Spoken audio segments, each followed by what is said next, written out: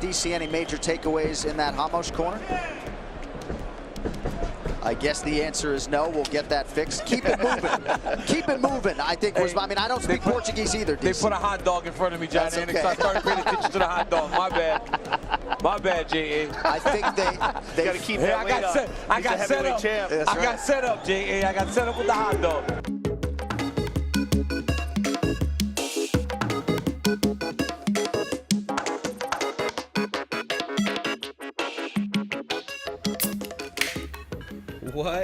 What up, everybody, and welcome back to yet another Sound of Violence podcast. This is our recap for UFC 227, which happened in Los Angeles, and we normally are a podcast that talks about the MMA podcast you should catch, skip, and can't miss, but for our recap show, I am here with my co-host, Chris Madaffer, and do we have any cool sponsors this week? Because you're sober this month, right? Yeah. So I think I mentioned before it was LaCroix sparkling water. Oh, that's right. I actually have some in the fridge. As the Europeans call it, gas water. Gas water. Yeah, I think only the Germans call it gas water. I don't know. Anyways, yeah, so it was usually LaCroix this time. It's the Vaughn's signature brand, Soleil. Or Soleil? I think Soleil. Not bad. So nice. It's just sparkling water, and anything that's like just sparkling but not soda, my go-to, because I don't drink soda. So. Yeah, I only drink soda when I need to chase something awful. Shouts to Popov. And even then, it's mostly lemonade. So I actually figured out this week, the lime LaCroix, or LaCroix, or however the fuck you want to pronounce it. The lime one is fantastic with Kirkland vodka. They taste very similar, so it's kind of like a clean shot. Unfortunately for the sponsors this week, I have a very clean beer and a very good rum when it was made. But that was a while ago. So I did find at Bevmo this week that they have Cigar City Brewing out here in San Diego now, which I am super fucking hyped about. Yeah, I remember... I can't remember the name of the bar/restaurant. It was out in, I think, at Rancho Bernardo or Poway, but they were carrying Cigar City, and I remember I tried one of their beers, and it was good. Do you remember which one? Was it like the brown or the... I think it was the brown. Yeah, Maduro? Yeah, I think that's what it was. That's a fantastic beer. I'm drinking the Jai, or I think that's how you pronounce it. It's fantastic IPA. I'm a big fan of Cigar City. And they did a beer one time with Zane Lampers, or Zane Lamprey as his name is actually pronounced. Shouts out to 3 Sheets and 4 Sheets. If you guys aren't up on your drinking shows, go check those out. But I am excited about that. What I am not as excited about is I should say. Oh God, can you hear that? That sound right there is me cracking into this bottle of Appleton rum that I have. So, go ahead. So is this the stuff that you mentioned to me last week?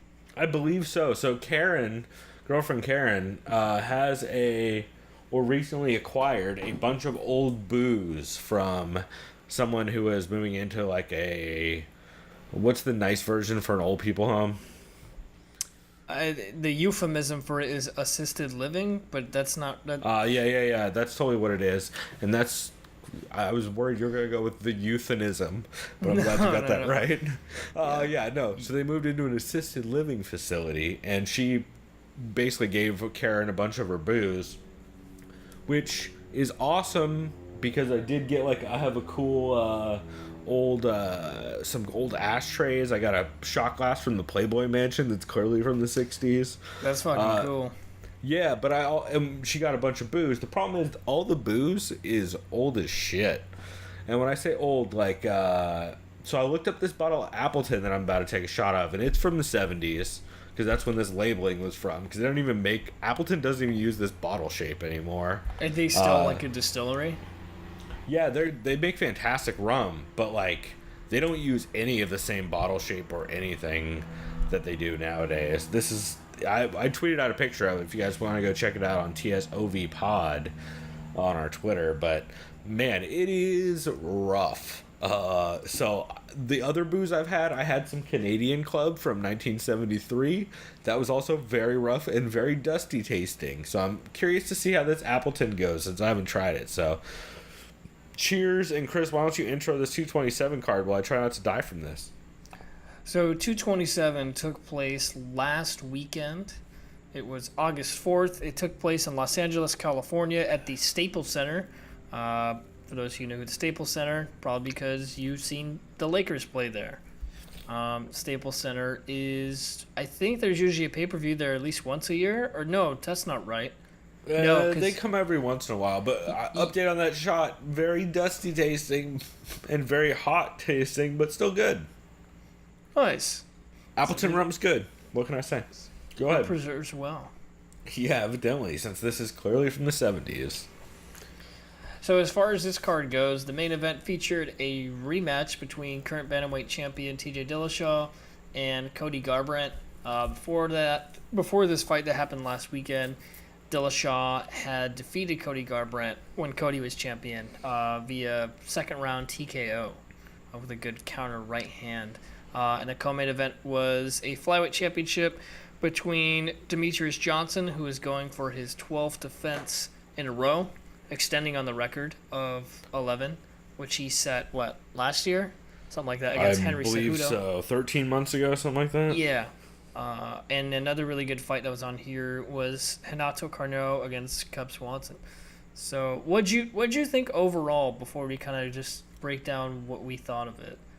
So this card was fun despite having, what was it, 8 out of 10 decisions, something crazy like that? I believe. Let me see. Let me count. There was 4 finishes out of 12 fights. But a lot of those decisions were fun, scrappy back and forths. Like a good amount of them, actually. Yeah, that. Well, I was gonna say, I'll mention it when we go by the card. Which one was probably one of my favorites. But yeah, there's at least 1 or 2 that stand out a bunch.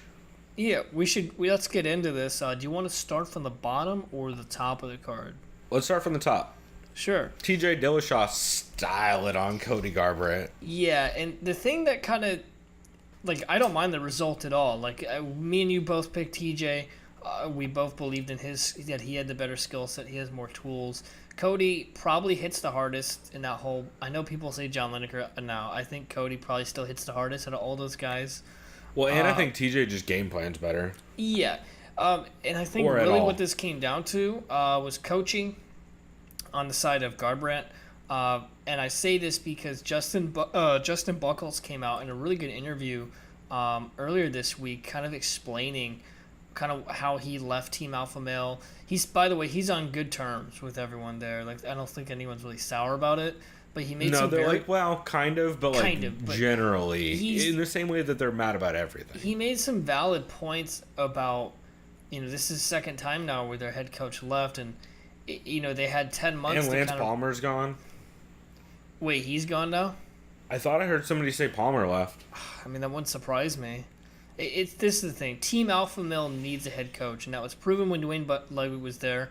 It was proven when Buchholz was kind of holding the reins. They do the best when they have somebody at the helm. Yeah, I really think I'm not taking anything away from Dillashaw. I think he's a better overall fighter than Garbrandt. Garbrandt probably has.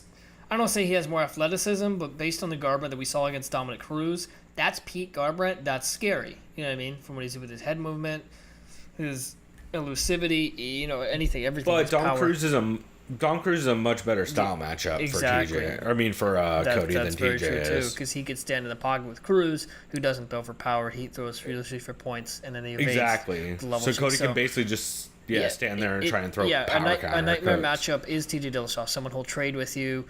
Does TJ realize he can get knocked out? Yeah, of course, but he has a game plan for how to escape. In this fight, he recognized every time Cody would throw that it was a right hook, right? Not a right straight. It was a right hook, I think.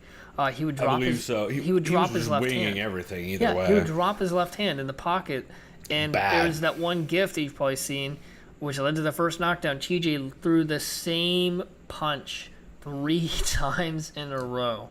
Yep. And that's not going to be fun for Cody to go back and watch. That's going to be embarrassing. Yeah, it's definitely tough, and you could tell as soon as Cody rocked TJ the first time. I think he clipped him coming out of the clinch, like right behind the ear and wobbled him a little bit, and then just went fucking red after that, and just started swinging for the fences. And what that is, that just shows his hand speed is still insane. He's probably crazy quick, and his power is nuts. Yeah. He's like a mini Volkanovski in there. In any sense, Dillashaw ended up finishing Garbrandt in the first round this time. TKO. He finished it with the knee. Cody was off of his feet. Had like a couple hooks. It was like one uppercut, I think. And Herb Dean called the fight.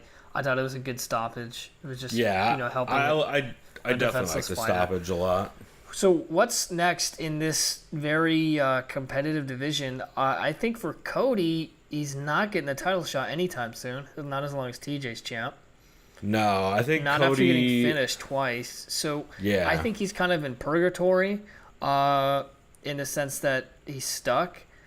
What I think he should do, if I'm matchmaker, I think he should drop to flyweight and see what he can do down there. Because there was an article I saw, the California State Athletic Commission. This is what I love what they do. They care about the fighters cutting weight. Yeah, shouts to Keith Kaiser, I believe, is the head of that. What's insane to me is that Brett Johns was at almost 159 pounds, hydrated. Right? He's a bantamweight, same weight class. Cody was 142, which is nuts. That was like fucking the same weight as Mighty, or I think that was less. And so basically, Cody wasn't kidding that he doesn't really cut weight at all. It seems that way. And I think he can make 125 because he looked in great shape during. So I think he should go to 125 because he fucking smokes a lot of those people just with his even if he keeps just a fraction of his power. You know what I mean? If he can make that weight, he would be trouble for that division. That. But really, I think they should just say fuck everything and make the favorite fight of all time of everyone, Cody versus John Dodson, and just have a goddamn power hook off. Wait, did you say Dodson or Lineker? You kind of cut out for a second. Dodson. Fuck, because I'd say Lineker because he's the hook king. Lineker would be a lot of fun too. Either one of them. Actually, yeah, you're right. Lineker would be the best. I think that's actually what they're going to do next. They'll do Cody versus Lineker. That's tough for fucking Cody, though. And, especially his chin. That's the thing. And after the last two fights, like, Jesus. So what's... Okay, so people were saying, who should TJ fight next? There's a whole... I know Joe Rogan likes to do the flavor of the month jump on any sort of... He's like, oh, you're the greatest bandmate of all time. And then people go, oh, no, but you lost Dominic Cruz, who is kind of the perennial considerate. That's right. Shouts out to us being biased as fuck. Yeah, so... if I'm matchmaker, what I do is you have TJ fight Marlon Moraes, and then you have Dominic Cruz fight Rafael Sunsao. Yeah. Sort of like the next title shot. That's all I think that's the way you do it. And Moraes matches up pretty well against Dillashaw, just based off his kickboxing and his speed and his fucking kicking speed. You talk about Cody's hand speed. Moraes, one punch man, aka Krillin, whatever you want to call the guy. He's a monster. He has a lot of power too. So that's kind of a bad. It's obviously not a bad matchup for TJ. TJ matches up pretty much with everyone. It's fun fights all around at 135, and this whole night kind of showed that there was a lot of bantamweights on this card. Yeah. So I think there's 5. I think 5 is right. Or 5 of them, yeah. It's a wild card for bantamweight. That's what I have for the main event. I enjoyed it overall. TJ is on a roll. Cody, I think he'll probably stay at bantamweight. I would like to see him go to flyweight. I mean, obviously there's not many fights that would be interesting probably down there, but I don't know. I just think it'd be kind of interesting. I'd want to see how different he'd look. Would he be drained? Would he be able to keep his power? You know what I mean? Yeah, and who knows what flyweight looks like after this next fight that we're about to talk about. Yeah, so because that whole division's weird now. Me and you and I just watched this again. Just a little discretion. When I watched this initially, I was also playing guitar with my uncle at a family dinner while I was trying to watch it. So The best way to watch fights. yeah, right. Just fucking jam out with some fucking acoustic guitar, like, oh, look at this fight on in the background. That's right, bro. Everybody needs to play Every Rose Has Its Thorn every once in a while, you know? Yeah, I was just doing some arpeggio shit going, here's this fight now, down, down, down, down, some bullshit. Not really, because I'm not going to torture myself trying to enjoy a fight. But in any sense, Henry Cejudo got the split decision nod, dethroning Mighty Mouse. Yeah. He did. That's how the judges saw it last weekend. You and I both discussed I had it 2-2 going into that 5th round. My opinion was you give rounds 1 and 3 to Mighty Mouse, 2 and 4 to Henry, and you decide who won round 5. Yeah, round 1 was 100% Mighty Mouse, especially 100%. Off that low kick that fucked up Henry for a good part of the round. And he landed a handful of those calf kicks that were really tearing him up. And he also clipped him with a couple hooks and hard body shots. So you have to give the first one to DJ. Second round is close. I think Henry probably edged it out, but it's definitely close. Third round, I again think you have to go DJ just off of volume and the quality of body shots he's landing with, especially that open stance body kick. It was fire for him this whole fight. I was surprised to see him not pressure as much as I expected. He pressured hard in the first round, and then I've heard speculation, but you got to think the foot injury and ankle injury or whatever he had. I think that's what it play into 100% was. It was a huge factor, and I think I'm not saying that's why he lost the fight because it was the judges that decided, but it definitely kind of didn't help him either with his pressure. He was getting backed up against the cage pretty much those last 3 rounds. Didn't really have too much mobility. He did switch stances a couple times and landed some really nasty body kicks with his left foot. That the one that wasn't hurt. Yeah, I'm not making excuses for Mighty Mouse. You don't have to. He's fucking amazing. No, and he evidently had a really good Twitch stream last night too. I bet. And what's crazy to me is after he lost, he wasn't apathetic. Obviously, he cares about his job. But he didn't. I don't want to say he wasn't relieved because that doesn't. I'm not him. I don't know how he feels. But he almost was just kind of like, oh, that's just the way she goes. Cool, good job. Very gracious, great words to Henry Cejudo. And I kind of feel like he's just kind of content and is like, you know what, we'll run it back. I'm good for right now. Let's heal up. Let's stream, hang out with the kids. He has another kid on the way, so yeah, he's not as affected by it as a lot of other champions would be, and I think it's fair. And he knows it too. He's like, dude, I already defended the belt 11 times in a row. You know what I mean? Yeah, I at a certain point you gotta wonder. I feel like at a certain DJ's too much of a martial artist to let that shit get to him, it seems like. No one wants to anticipate losing, but he knows that's always a possibility. Every dog has its day. Like, oh, what if I have a shitty fight? You can never make that up, because it is what it is. It's over. He lost. You know what I mean? He probably knew that. Yeah, it happens, yeah. Yeah, it's definitely tough. So that entire fight on rewatch, I originally thought DJ had 4 of those rounds because it seemed like everyone was giving all the credit to Henry for getting the takedowns, but he did absolutely fucking nothing with them. Yeah, it was just that second round that he was pretty dominant. Yeah, he held him. He did secure the position and actually get some ground and pound off in that second. Plus, he landed some good hooks. But it like. We'll get into in a second what somebody said, but it all came down to that 5th round, it seemed like, and that thing is razor thin. I was telling you, honestly, they should call it a 10-10, call that shit a draw and wrap it up, like they did with Woodley Thompson 1, but you were telling me that some of the commission wouldn't abide by that, and they would probably say, hey, you're not coming back, and that makes a lot of sense, too. Yeah, I mean, California wouldn't do that, but there are commissions where they specifically say, like, don't score a 10-10 in my state. We're watching that again. I still think I have to give that 5th round barely to DJ. I don't know. It was weird. That's how I had it, I'm not barely. Just off the quality of damage he was doing with the leg kicks and body kicks and some of those.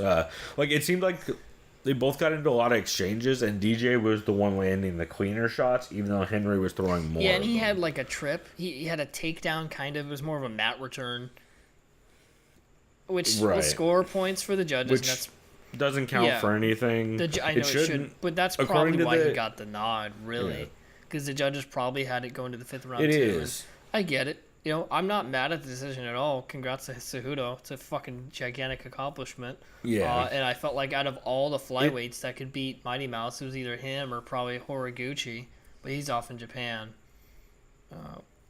Yeah, Horiguchi's looking like a beast out in Japan. So what? So what's next for this division? I don't mean to laugh, but it's like it's kind of almost like, what the fuck do you do? I mean, rematch. I feel like you just run that shit They need back. to do a rematch. They're not going to do it, but that's what they need to do. Because only Malkikawa and Ali Abdelaziz agent fight. Actually, wait, DJ's with Malky now, so maybe they will actually because Cejudo get it run back. But generally, it's only. I'm sorry, it's not DJ. It's Endeavor. Like, because when you look back on it, who was it? Ioanni and Jacek, who was managed by Endeavor, got a rematch. Of course, Ronda got a rematch. Although I don't know if she's Endeavor. She might have been CSA. Who was the other one? Somebody else that recently got a rematch was managed by Endeavor. Probably Thompson. I don't remember who. Stephen Thompson. No. No. Well, that was a draw, I don't remember. though. You can always have to. But there's a there's a couple of them. It's interesting how that works out. I think they do the rematch. Yeah, that's it. There's no other. There's nothing else. Yeah, right. Yeah. Out of nothing else. Yeah, I just That's really the have only nothing fight I else to say really about the want to division. see. It's just gonna play itself out. They do the rematch, and you just go from there. Really. I mean, so. Yeah, I think that's not what they're gonna do though. They're gonna try and give Sergio. I mean, not Sergio. I was thinking maybe give him Sergio, but I remembered he just beat Sergio. They'll do Henry versus somebody. They're probably just do Joseph Benavidez. Just to let Henry style on someone. Have they fought? And Benavidez won by split decision. I thought Cejudo won that, but yeah. That was a weird weird fight. fight. Weird fight. It'll be interesting to see how all that plays out. I just have a feeling they're gonna fuck DJ because they don't like him. They clearly don't like him as champ. Yeah, I know Dana seemed pretty stoked when they said Henry Cejudo won. He seemed super fucking happy, which is fucked up. So. Also, we should mention before we switch topics. You know what your boy Mr. Schwab gave this fight? Like fucking 49, 40. Guess how he scored it? 46. Henry. I don't know. Yes. 50. He literally scored it 49-46 Cejudo. So he did. Yeah, that was like, wow. Yeah, Wow. literally. Okay. Yeah. Your joke answer that was making fun of him is actually 100% accurate.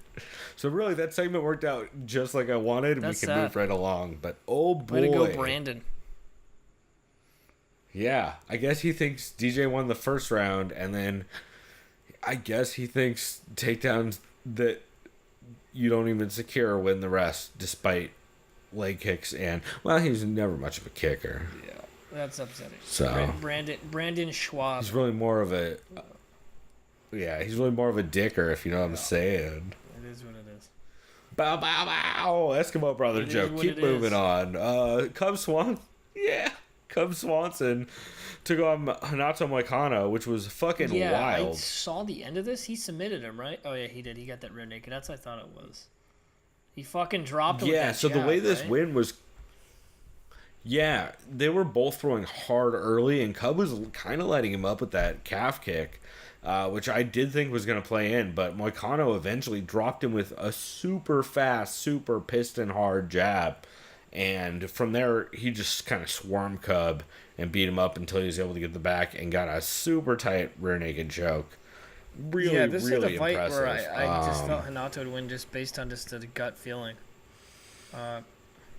Yeah, and Cub looked good early, but he definitely got lit up by Hanato. I think Hanato is the consensus, like, what, number 4 guy now? Because you get Aldo at, what, number 2 or 3? I can't remember how it is. So Ortega's He's got to be up there. I would love to see Hanato versus Aldo next. Why not? Let's do it. Well, especially since he has he had a very close fight with Ortega before that he was loss. arguably So beating him and Aldo would be Ortega. fun. I don't think Aldo would ever take that fight beating though. Ortega until Ortega submitted him. Oh, 100% he was beating Ortega. Ortega lost every round he ever fought in until he subbed someone. Knocked out Edgar. Right. Like, he really doesn't win. He's not great at winning rounds. Is He's Cub great at Swanson, I finishing. know people have been asked this for his past 2 fights, like basically a gatekeeper?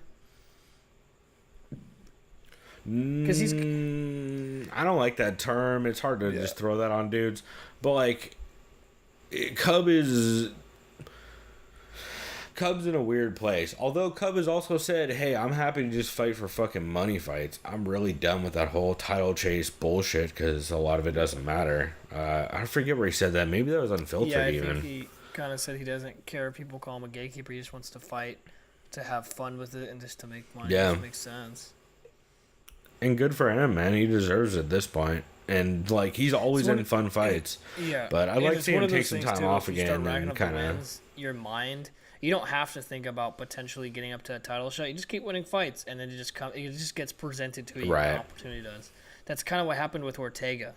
He just kept winning his fights, and they're like, "Hey, do you want a title shot?" I was like, "Oh, okay, 100%. cool." You know. Yeah, that's how Steven's been on the run he went on. He's just taking fucking fights. So that's all I got for that. Cool, man. I hope Hanato fights. So Polyana Marijuana. Oh yeah, Hanato. Aldo, Who do you want to 100%. see him fight? I want that fight. Yeah. 100% Aldo. 100% I do stab. too. Cause that's really that's a fun fight. The only thing is they're both Brazilian, They won't so give who a knows fuck. if that ever happens. No, Hanato You won't don't think give so? a shit. He wants that title shot. I don't think Aldo takes No. that, but I think I Aldo hope wants he to go does. 155. Who's TKZ scheduled Frankie Edgar. against? Winner of that fight and Moicano would be fun as well. Yeah, if I'm Nick Maynard, Sean Shelby, I can't remember which one does the lighter weight classes. Hanato versus Aldo, 100%, please. If not, I would love to I'm see into Aldo that. move up and fight Anthony Pettis just for a fun fight. Straight up. So you mentioned JJ Cool, man. Aldrich and Polyana Marijuana. Yeah. Yeah. Which, how dare you, Polyana Marijuana? You would have won that decision if you just would have kept your nickname and learned how to get an underhook. Yeah. This is pretty... I think I chose Polyana just because I don't know why. I was like, fuck it. I think she was the smart pick going into this. I went Aldrich mostly just because of how grindy her Invicta career was. And everyone's so high on Polyana's ground game, but I wasn't real convinced in her wrestling. I know she's very good at judo, but like judo doesn't always translate the way people think it will to MMA, depending on their style. And shouts out to Judo Bill Tyler, who I'm sure could explain this much better than me. But I know JJ Aldrich is just a grindy wrestler who's really upped her jab and straight right, and or is it left? It's her She's left. southpaw. It's a left. So she basically just sits behind a jab and has a good offensive clinch, and that's kind of what won her this fight. Yeah, 100%. I know there was some instances where Polyana looked okay. She showed some explosiveness. Yeah, she landed some good kicks, but she gassed so hard. And she's pretty big for that weight class, right? If I remember. She's pretty tall. Yeah. Yeah. I think she's definitely big. She's much bigger than she's well, like she was JJ's size. pretty big next to JJ. Joanna, not JJ Aldrich. You know what I mean? Joanna's size. Yeah, well, and JJ Aldrich is pretty big for that weight class as well. So it'll be interesting. I can't remember what the scope of that division is like. Right, at least for the young. I would like to see Aldrich versus. I'd like to see Aldrich versus somebody. Has she fought Grasso before? Let me see. If she hasn't fought Grasso, I'd like to see that fight, or her fight the winner of who's Grasso fighting. Oh no, wait, Grasso was supposed to fight Angie, and Angie was calling for. I don't know if she was calling for JJ Aldrich. I think she was, though. Chammy John, Tatiana Suarez. Yeah, no. That would be a really fun fight. I hope that's what they do. That'd be a lot of fun. Wow, she's lost to Raquel Pennington back in 2011. Yeah, JJ Aldrich has been around for a long time and fought some tough fucking people. So that's why I'm not ultra surprised by that. But I was not confident in that pick going in by any means. Before that, we had a wild ass fight. Thiago Santos is a crazy man, and so is Kevin. Yeah, man, that dude's Kevin Holland from Contender Series. There's a lot of instances where he's hilarious. Talking shit from bottom. Where he looks like he could have been finished or was going to be finished by Santos, but he kept slipping to like an arm triangle and trying to just transition to other stuff, doing a bunch of submission attempts. I liked his grit and basically just kind of his attitude. Basically, hey, this is my debut. If I just basically show what I can do and hang in with, especially like this dude who fucking knocked people out, then it's almost like a win in that sense of like that's a damn good first impression. For sure, but I also think that's just how he probably always fights. Like, it seems like that's just that dude. Like, he has a little bit of Justin Gaethje in him, where he's just like, oh, I'm going to make this a fucking show. Or, like, who's another good example of that? Paul Daly has some of that, where you're like, yeah, I'm just going to make this a show. I'm going to boo my own fight if I have to. Shit's going to get crazy. Yeah. What a debut for Holland, even though he lost. Santos looked mostly good in that fight. Yeah, except for his cardio, which understandable if you're throwing the kind of heaters that dude was the entire time. Yep.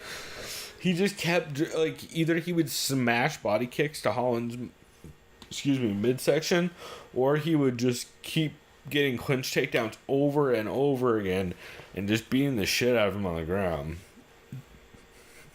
So pretty impressive overall. Thiago that's a really big performance out of Thiago. I think the judges gave it 29-27 on two judges scorecards and 29-28 on the other.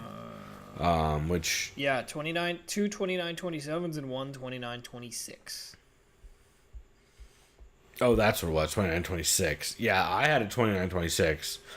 Because which round was it? Here, let me see my notes. I think it was round 2. Oh, yeah, that first round could have possibly been a 10-8. It was rough. He was by the end of that round, he was fucking him up with heavy ground and pound. So I could have seen that for sure. And then Holland, I gave the second round, and Santos, I gave the third. It was a scrappy ass fight and a lot of fun. Like a lot of these fights, a lot of these decisions on this card were really fun back and forth. Similar to DJ Cejudo and a couple others we'll get into here shortly. This next one, holy shit! Did you see Pedro Munoz versus Brett Johns? Just got his legs down. He almost killed Brett Johns. It was fucking insane. Johns, also, he wasn't checking those kicks. What was it in the first round, right? And his leg was pretty much turning into fucking jello. It was insane. He was just eating every one of them to the calf. Yeah, that Johns clean. was one of the toughest motherfuckers I've seen that weight class. It's insane. I love bantamweight. Either way, bantamweight through the prime weight classes have moved from lightweight and welterweight to bantamweight to welterweight. That is like the fire weight classes. Yeah, you can't go wrong. Yeah, 135, 45, 50. Yeah, it's just this all. Which, in real life, it's really 155 to 195, but no one likes to talk about weight cutting. No. It's crazy too because a lot of people don't understand they cut weight, and casuals don't understand that's how combat sports works. About, oh, that guy's 135 pounds in the octagon. I outweigh him by this much. I can blah blah blah blah. You know what I mean? Like, it's tiny. Yeah, you're like, nah, dog. He's that weight, but he also drops 15 to 20 the day before the fight, because everybody loves brain damage. But yeah, holy shit, this fight. Brett Johns, like, this was a crazy back and forth the entire time. It wasn't like, while Brett Johns got styled on and wailed on during this fight, he still had a hell of a performance. Yeah, he got some good shots in, man. Clip Muniz. They were both just constantly trading from, like, that clinch range where they're almost toe-to-toe and they're just throwing fucking fire hooks the entire time. Yeah. Yeah, I mean, I don't have really much to say. It's just a fucking fun fight to watch. I have to probably give it a rewatch, but I just remember there was a lot of clinch towards the end after Johns couldn't put weight on his, I think it was his front right foot, because I think he was in a southpaw. Or front left. The front left. Yeah. Because he kept banging with that right low kick whenever he went to orthodox. Yeah. Munoz just kept throwing that right kick and taking out that leg, and then he kept having to go southpaw. I believe that's how that went. Yeah, it was fucking crazy. So even crazier than that, what round would you have given to Brett Johns, if any? Fuck. If I recall, wouldn't it have been the third, maybe? Because that's the one he finished. No, the answer is none, because he got beat the fuck up the entire time. Was there a point where he kind of turned it around, or no? I'm trying to remember. I just remember him getting wailed on the first 2 rounds. He had moments where he turned it around, but he also was still just getting dominated. I think I might be thinking of a different fight. And so the reason why I mentioned that, I intentionally kind of threw you off. The reason why I mentioned that is the correct score for that fight, as far as I can tell, is... Let me pull up my notes to make sure I said this 100% right. No, not quite. I had it 10-9 in the first for Pedro, 10-8 in the second for Pedro, and 10-9 in the third for Pedro. I think that's pretty fucking clear. So that gives him a 30-26. One judge scored it 30-26. Shouts out to that dude. One judge scored it 29-28, which... I don't know how the fuck you do that. I don't know what round you try and give to Brett Johns in a white person pity move. But, well, I can only assume. I don't know why the fuck else you would do it. And I do believe Sal D'Amato was one of these judges, although I don't remember which one, because they didn't announce who was who since they were up against the end of the hour on FX. But there was also a 29-27, which, like, you're right. There was a 10-8 round. You're wrong. Brett Johns did not win the first round. Johns, the round. It's insane. It's like the Dave Cross bit. Instead of saying right, they say white. Yeah, I'll give him one round. That sounds about white. Right, exactly. Or wide, exactly. Yeah, no. The only way you can possibly do that is if you give the first round to Brett Johns, which Brett Johns did not win the first round either. So I thought that was real upsetting. Did you see Ricky Simone versus Montel Jackson? Not it was enough a fun to fight. really kind of have a good recap of it, to be honest. Really, my only notes on it was like, Montel Jackson, first off, Joe Rogan was so in love with the size of Montel Jackson's hands. When he found out he's a bantamweight with hands bigger than Francis Ngannou, Joe Rogan lost his goddamn mind. That was like half the commentary for this fight. But he just can't stop talking about it. He's like, oh, the grip strength, strength, over and over. His hands are bigger than Ngannou's. He's got giant people hands. That was hilarious. Shouts out to Rogan Jackson more of a super grappler short. Or striker? Because if you have hands that big, you probably wouldn't be going palm to palm. Striker. With him. 100% sure. Oh, he's a striker, but he's a brown belt under Travis Lutter. I remember that name from Tough. Yeah, exactly. I believe was he the one who got spiked in the Tough House? I think he was in Tough 4 with Sarah and the Submit. Shorty Carter. I think that name, right? Was that? I think you're right. I think he's in that one. Yeah. I think so. It's that era, if not in that house. All the Tough Houses bleed together in a fever dream style for me. Where Shoney Carter was bored, so he just threw a bunch of like plastic water bottles in the pool and pissed everyone off. Like, what are you doing, man? He was out there like in a G-string. I don't give a fuck. Oh yeah, I love Shoney Carter. He's a crazy person. I love him. Also, shouts out to John Gunther, who made a what was it? A fucking raft out of water bottles this year on Tough. So clearly he fucking weird that's shit. Just a callback to Shoney Carter, but just upping it, I guess, if you want to consider it that. That's right. So anyway, Montel Jackson took on Ricky Simone. So Montel Jackson came out looking pretty good, hitting a lot of body kicks and teeps at range, just kind of digging the toes into the body on the power side. And then eventually Ricky just dragged him into a fucking dogfight of clinch wrestling over and over and over again. I'm curious the amount of takedowns Ricky had in this fight, because it was crazy how many he went for. Yeah, maybe we could pull that up at some point or mention it, but yeah, if you wanna look at Fight Matrix, or that's not Fight Metrics. I always do that. Yeah, I mean that is a site also. If you pull up Fight Metrics for this fight, I bet it'd be interesting. But holy shit, Ricky! From what let me pull this up.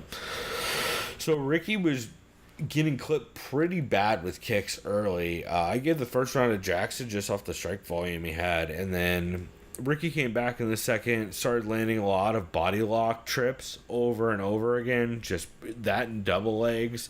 Also throwing a lot of hard body shots and with the hands and the feet, just trying to kind of fade Jackson a bit. And by the third round, Jackson was completely gassed, and I had it. Third round, so Ricky taking over via just the amount of volume he was able to put out, some of the slams he hit, and just the cage pressure. I have this, by the way, not to interrupt the fight metric in front of me. You had mentioned which fighter? You said Simone threw a lot of takedowns, right? Because, wow. It says he landed 7 of 20. Yeah. Yeah, that's what I mean. Is like, he didn't land a lot of them. He went for a shitload, and all seven. And of those 7, probably 5 of them were giant double legs where he dumped him. As far as the significant strikes or just total strikes, Jackson outlanded by 11. He landed 55 out of 107 to 44 of 75 from Ricky. So Ricky was very accurate with his strikes. Yeah, Ricky definitely got lit up at range, but anytime it got anywhere, by the way, that's me opening another. And that's a piece of shit car from Cigar City Brewing. Parking lot of my complex here. The sounds like the catalytic I can't even hear it, so I wonder if it's picking up on mic. And they're stupid. But yeah. Can you see it on the waveform? I wonder if it's picking up on your side. Actually, not really. Because I don't. It'll be okay. I was gonna say, I think you just shouted out silence. So shouts to that. Shouts to my fridge noise, which hopefully I can cancel out in the background.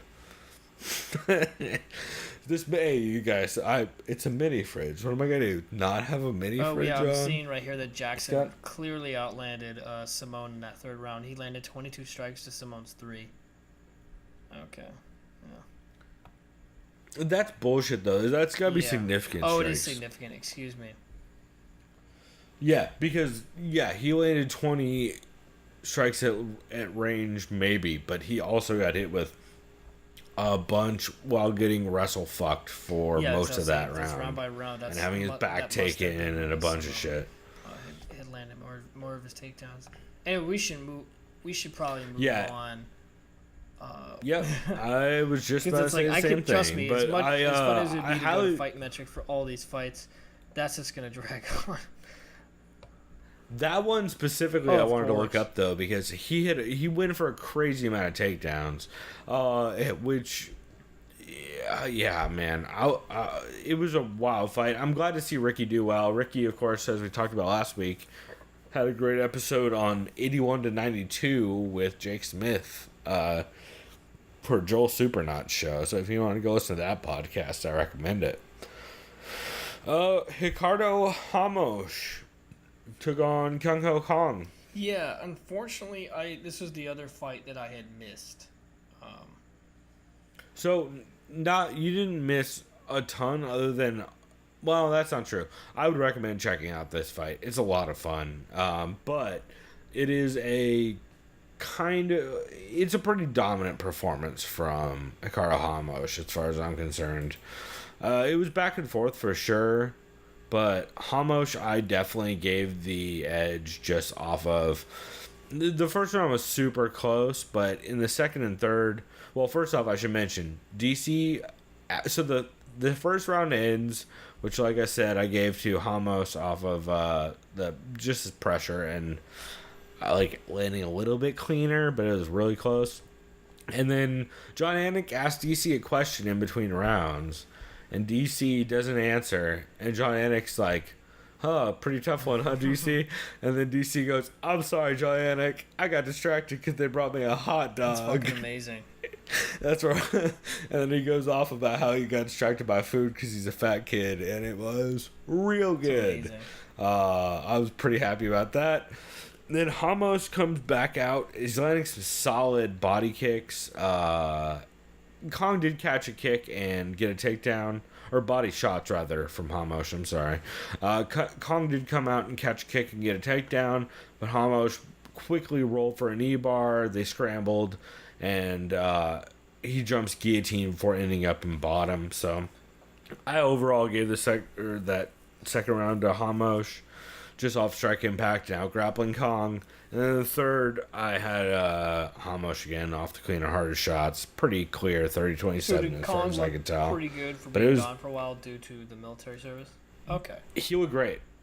Yeah, he actually looked great. It was a very competitive 30-27. Like, he hung in there 100%, and he, like, I would love to see him versus, like, is Rolando D die in that same division? He's bantamweight, right? That'd be a great fight. Like, I'd love to see Kong versus Dai, although I don't think that's nice to Rolando Dai, to be fair. So I think that would go real well for the other dude. But I thought it was an impressive performance for both dudes, and yeah, man, good win for Hamosh for sure. He looked real crisp in his striking, and his grappling looked super solid. So excited to see more of him for sure. Matt Sales versus Shaman Moraes. I like this fight a lot. Me too, and it's very rare that I come out of a fight being more excited about the dude who lost. Sales already kind of looked like he had that veteran presence in his debut, which is kind of insane for someone who's only 24 and it's his first fight in the UFC. But he's been fighting since he's been training since he was like, what, 16, 17 in Alliance? I liked how Cruz was in his corner with head coach Eric Del Fierro. That was cool to see. Also, if you guys don't know, we're biased as shit, even though Chris didn't pick your boy. Yeah, I picked Moraes based on, his KO power, right? Or just kind of his... Because that dude is pretty... He was pretty fucking I would assume, yeah. For a featherweight. Well, then again, we've seen huge... He was huge. Like fucking Brian Ortega. Anyways, yeah, what do you think about the decision? Part of me is kind of leaning Sales at the end, because he had a good third round. But then... I had the first two rounds from Moraes, though. Rounds, he did Sales him with a ton of damage.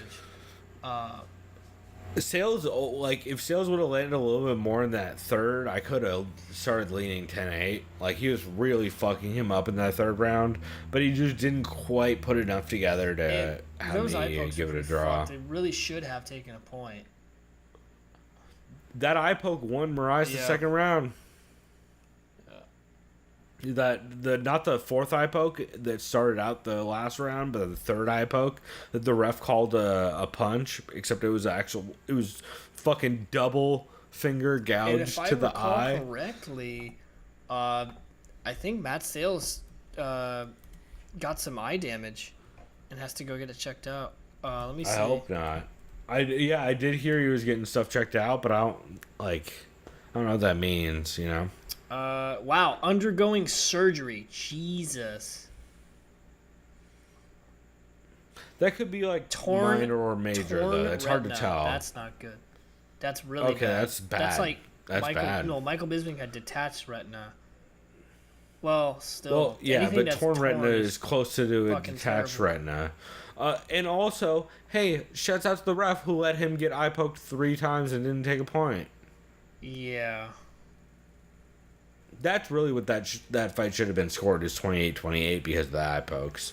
He got hit with 3 bad he's undergoing laser eye surgery. The ref warned the dude hard the third time, and then warned him hard again, or the second time, and then warned him hard again the next round for the third time. It's fucked up. So tired of... Yo, there needs to be just like a one warning per foul at least. Like, I'm not saying if you eye poke and then kick a dude that you should have a point taken, but if you eye poke a dude twice, at least in the same round, you gotta take a point. Yeah. You have to. You gotta do it at this point. What do you do? What are we doing then? Otherwise, if you don't. Shouts out to Dillashaw. It is some effective ass shit. Shouts to Chad Dundas. Here was a flyweight bout against two prospects, Alex Perez and Jose Shorty Torres. What did you think of this fight? Holy this Perez dude, shit. we talked about his boxing before. What a fucking fight. Perez is terrifying. It's a fucking crazy fight. I mean, Perez essentially comes out the gate throwing fucking fire combos, and it rocks Shorty pretty fucking early. He has constant pressure and just keeps throwing these giant power combos all the time. Down. I mean, walking him down, throwing fire. Like, Shorty's still coming back and countering some of it.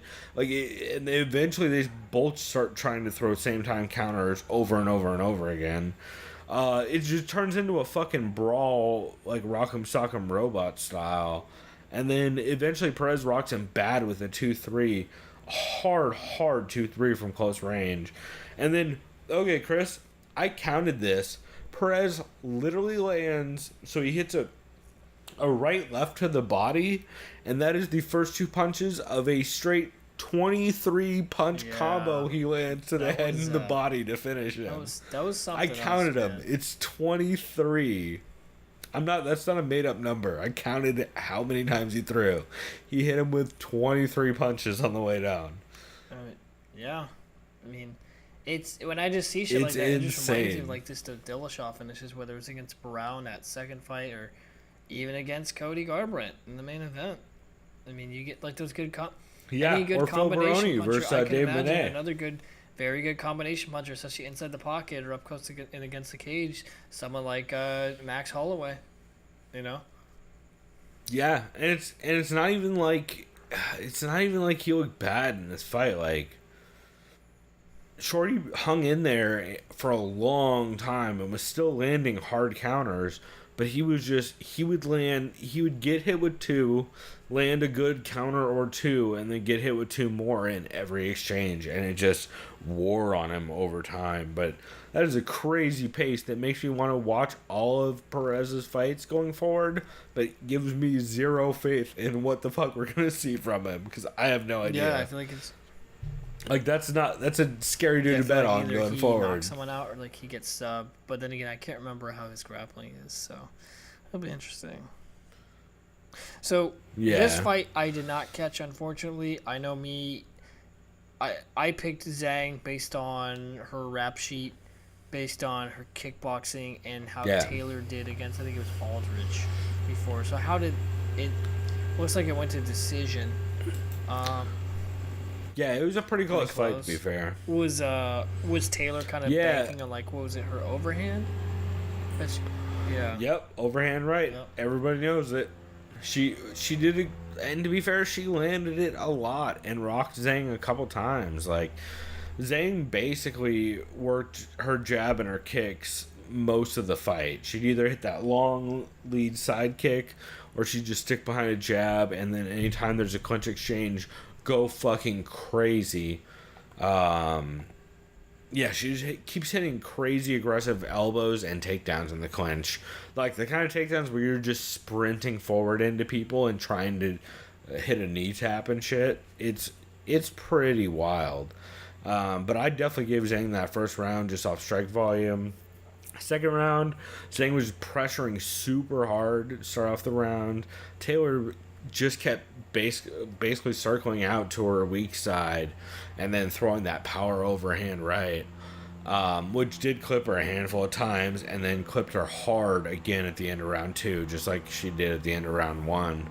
Because Taylor did a good job of clipping Zhang at the end of rounds, but I didn't give Taylor either of those rounds because up until that point, Zhang put way too much volume out.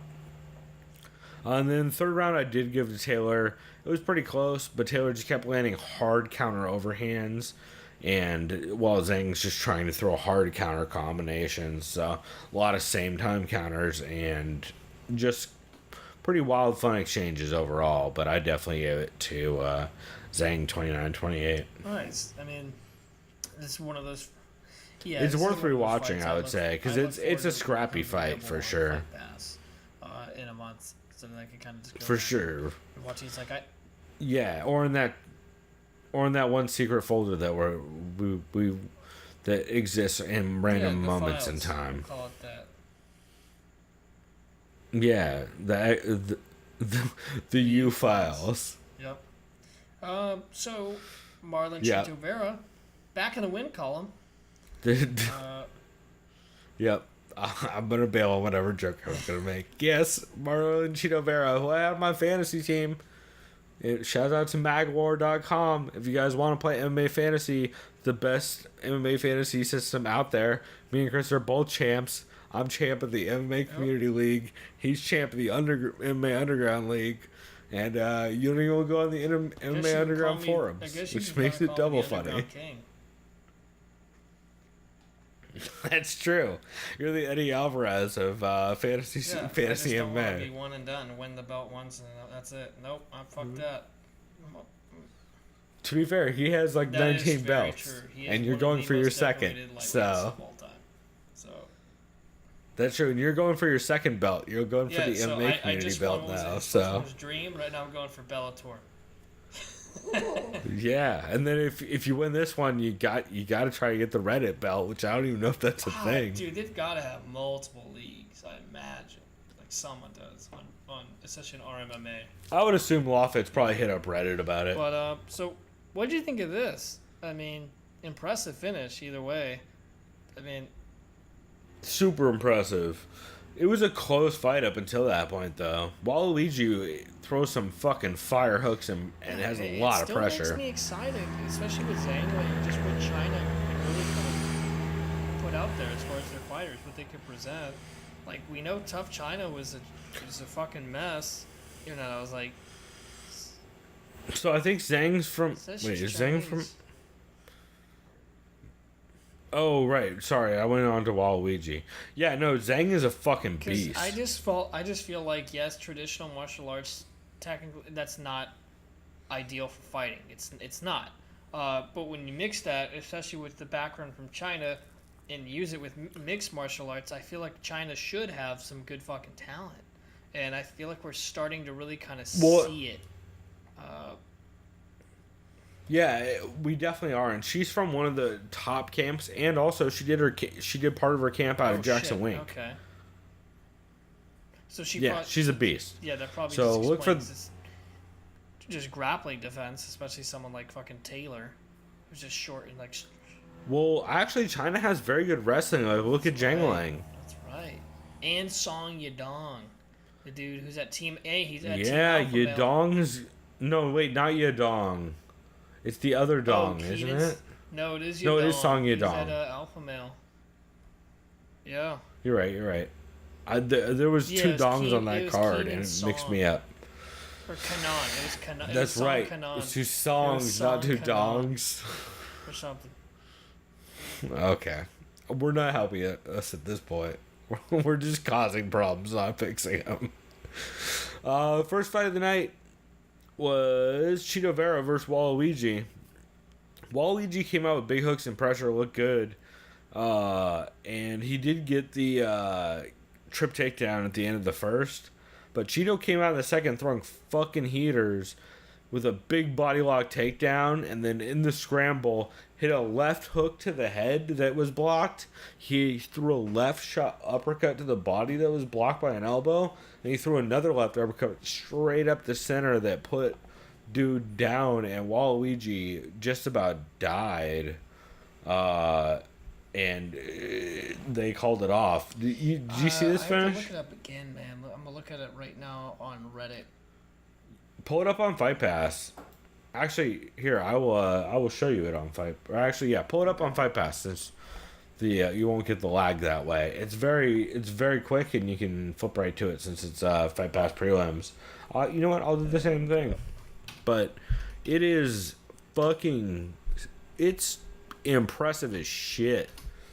The combo he hits him with to finish him is nasty as fuck and super accurate. So I am very excited to see more Cheeto Vera. I did have Cheeto Vera in fantasy like I talked about, but I was pretty happy about it. Yeah, if you go to just add to Fight Pass and then you hit to the right. Just looked it up. Let me go ahead and fast forward. Who'd you have in fantasy? Who got that good? Who had that dominant win over? Oh, nice. For me. Yeah, that was a solid perfect 7 call. points. I know. Fuck, dude. Someone's already with like 65. Like they had TJ and like some other motherfucker. Yeah, but they blew 3 That's contracts true, on that. Yeah. You never use your. They had TJ. They had. It was Trickster. They had TJ. They had. Somebody who got a. Oh, they had Cejudo, and then they had somebody who lost, but lost a decision. Yeah, I'm watching it right now. It's at the end of the second round. Yeah, he's clinching. Yeah, you go to that like cage. takedown. Oh, bangs him. Watch the Watch this. Yeah, the double body. uppercut. Oh my god. Yeah. To the body. Oh. Damn. What? Look for the replay. It's ridiculous. But I guess that about wraps up our show for this week. That's all I pretty much got.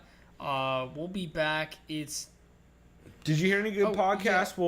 Yeah. You wanted to shout out in the meantime, since we're not gonna do a real show. Real quick, from what I wrote down,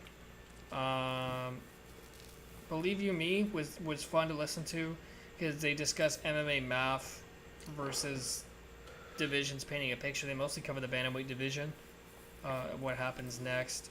They talked about star power. They basically talked about GSP, Nate Diaz kind of stuff, that kind of thing, what's going on with that.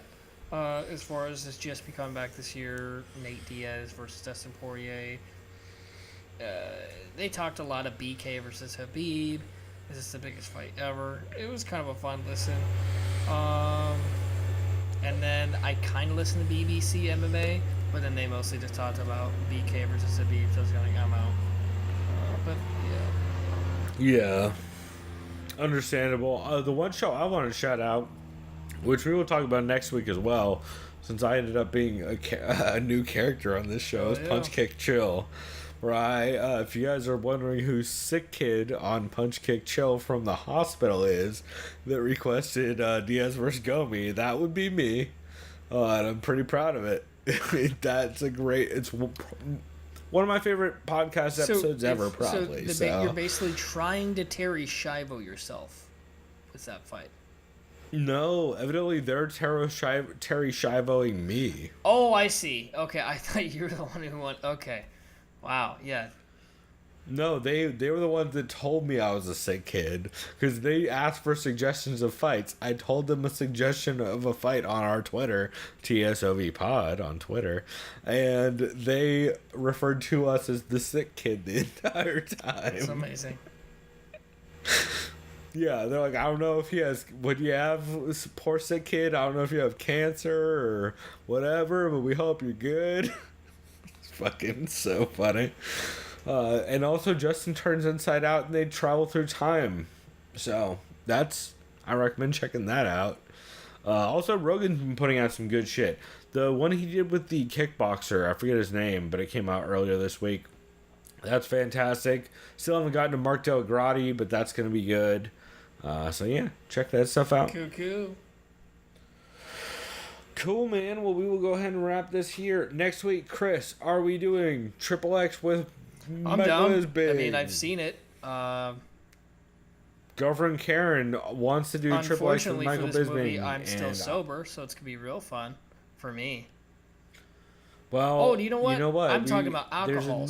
Yes. You're sober from booze. Yes. Real fucking high, as Bill Hicks would say. That's right.